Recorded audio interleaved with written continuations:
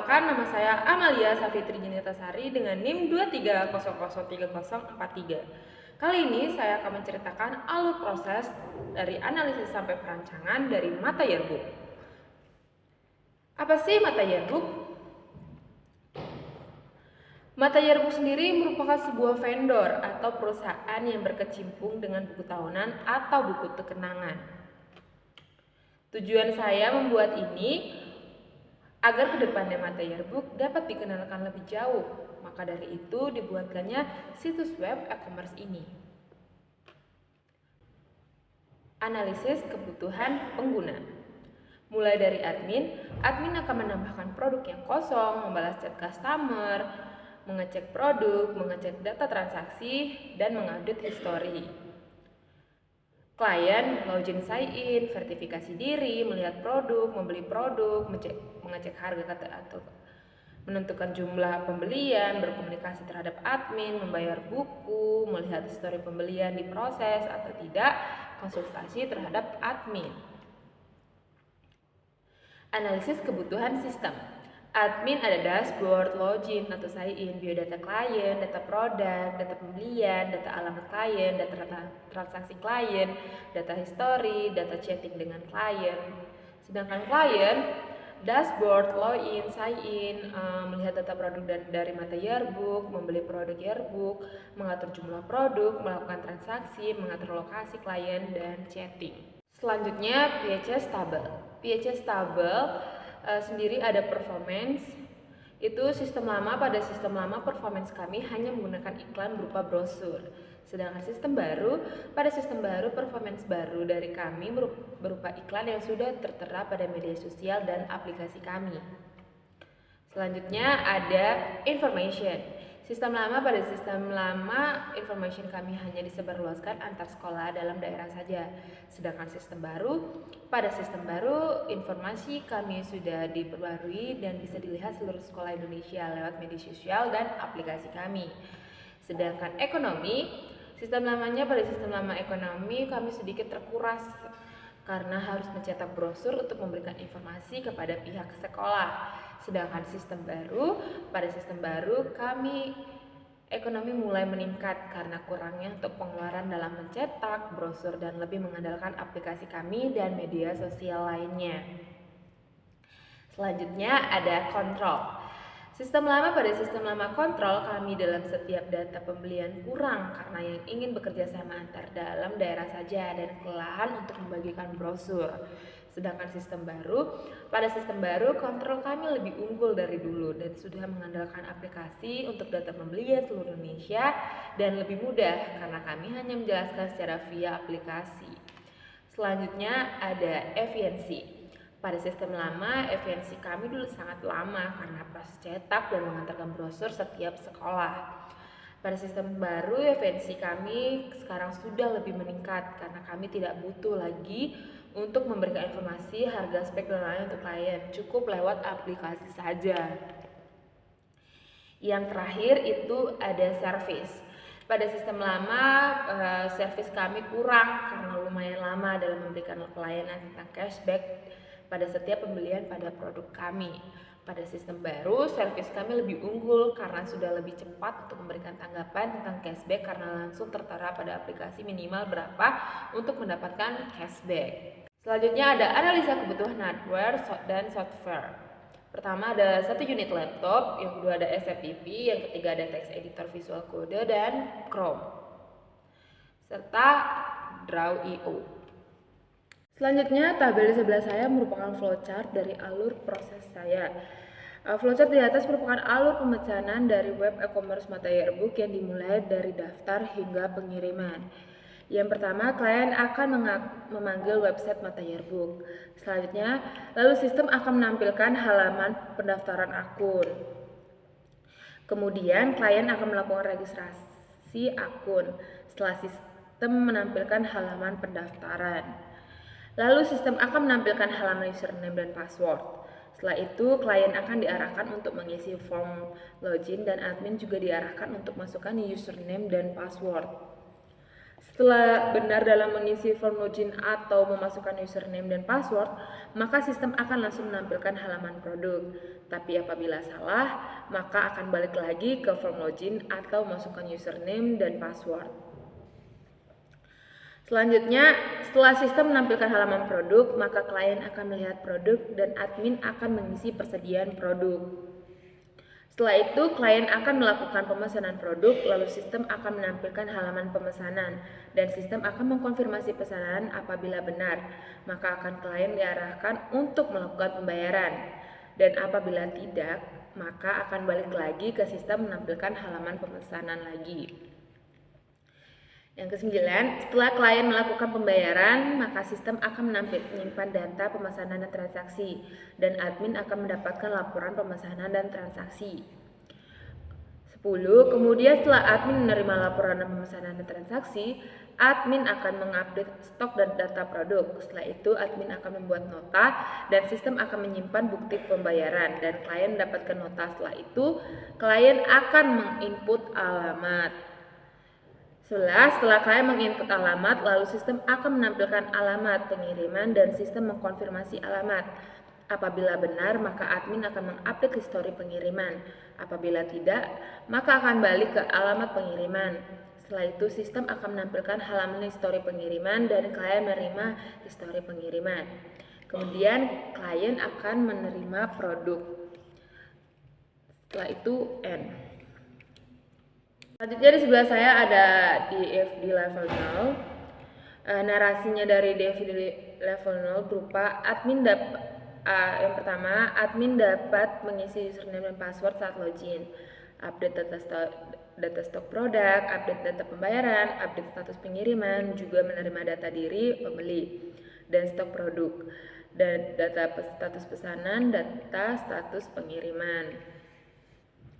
Yang kedua, pembeli mengisi data diri pelanggan saat registrasi, mengisi username dan password saat login, data pemesanan, upload bukti pembayaran, data alamat, pengiriman, serta menerima akun, data informasi produk, dan status pesanan, data status pembayaran. Baik, pada DFD level 1, saya membuat 5 proses pendaftaran, login, pemesanan dan penjualan yearbook, proses pembayaran, serta pengiriman. Pada proses ini terdapat 3 entitas, yaitu admin, klien, serta sistem. Pada proses pertama, klien akan registrasi akun ke sistem, dan sistem akan menyimpan data di tabel klien.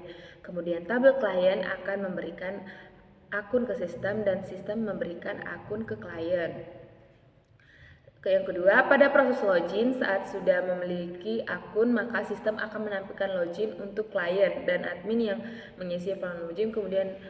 Kemudian data login akan disimpan di tabel admin, dan tabel admin memberikannya ke sistem. Yang ketiga, kemudian proses ketiga, admin mengisi data persediaan produk ke sistem, lalu sistem akan menyimpan data stok produk ke tabel stok. Selanjutnya, tabel stok akan menampilkan produk ke sistem, lalu menampilkan data produk ke klien. Lalu klien akan melakukan pesanan produk ke sistem, kemudian sistem akan mengkonfirmasi tabel pesanan selanjutnya. Tabel pesanan akan memberikan laporan pemesanan ke sistem. Selanjutnya, sistem akan memberikan laporan data pesanan produk ke admin. Selanjutnya, pada proses keempat, klien akan melakukan transaksi ke sistem selanjutnya di tabel yang disimpan di tabel transaksi. Lalu, tabel transaksi memberikan laporan transaksi ke sistem, dan admin menerima data laporan transaksi, lalu admin memberikan nota ke sistem, dan sistem menyimpan ke tabel nota, dan tabel nota mengirim ke sistem, lalu klien menerima nota.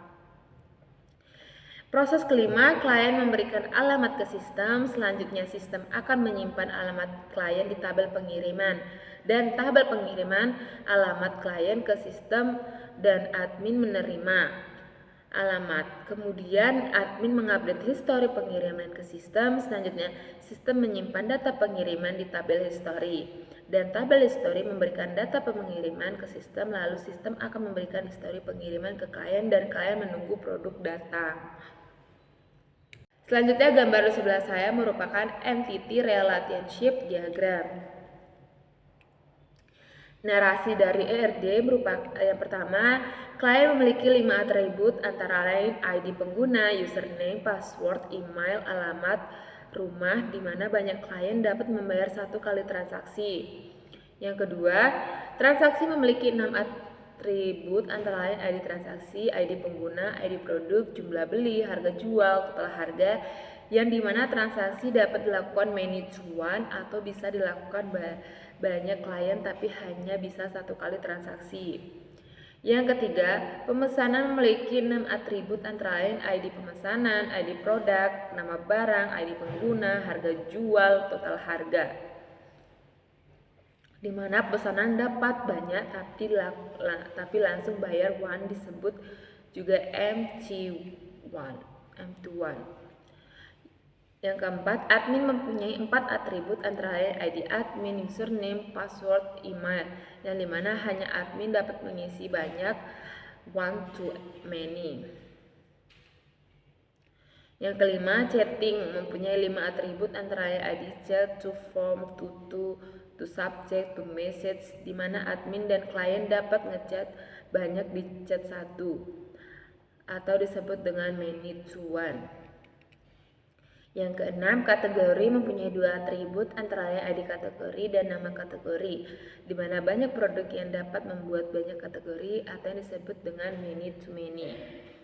Yang ketujuh, produk mempunyai 7 atribut antara lain ID produk, nama barang, ID kategori, stok harga, harga jual, foto, tanggal input, di mana produk dapat diisi oleh admin dan banyak produk 1 to M, dan produk dapat memerlukan kategori yang banyak per produk yang disebut dengan many to many.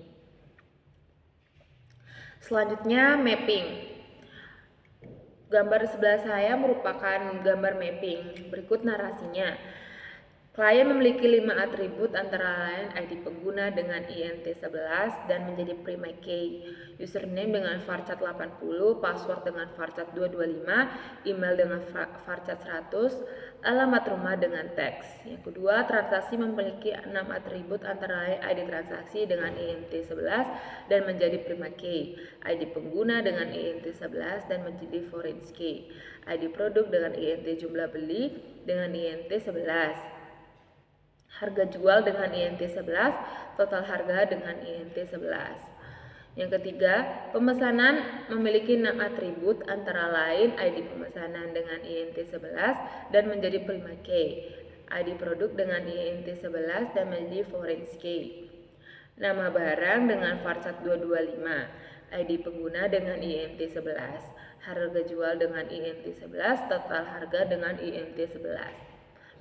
Yang keempat, admin mempunyai 4 atribut antara lain ID admin dengan INT11 dan menjadi prima key, username varchar 80 yang menjadi foreign key, password dengan varchar 225, email varchar 100. Yang kelima, chatting mempunyai 5 atribut antara lain ID chat dengan INT11 dan menjadi prima key, to form varchar 225 menjadi foreign key, to dengan varchar 225, to subject dengan varchar 225, to message dengan varchar 225. Kategori mempunyai 2 atribut antara lain ID kategori dengan INT11 menjadi prima key, nama kategori dengan varchar 100 foreign key. Yang ketujuh, ada produk mempunyai 7 atribut antara lain ID produk dengan INT11 dan menjadi prima key. Yang kedua, nama barang dengan varchar 100 dan menjadi foreign key. Yang ketiga, ID kategori dengan INT11. Yang ke stok harga, terus harga jual dengan INT11, foto dengan varchar 80, tanggal input dengan date. Oke, sekian untuk penjelasan analisis hingga perancangan saya pada situs berbasis web pada punya saya. Bila ada kesalahan kata mohon dimaafkan. Terima kasih.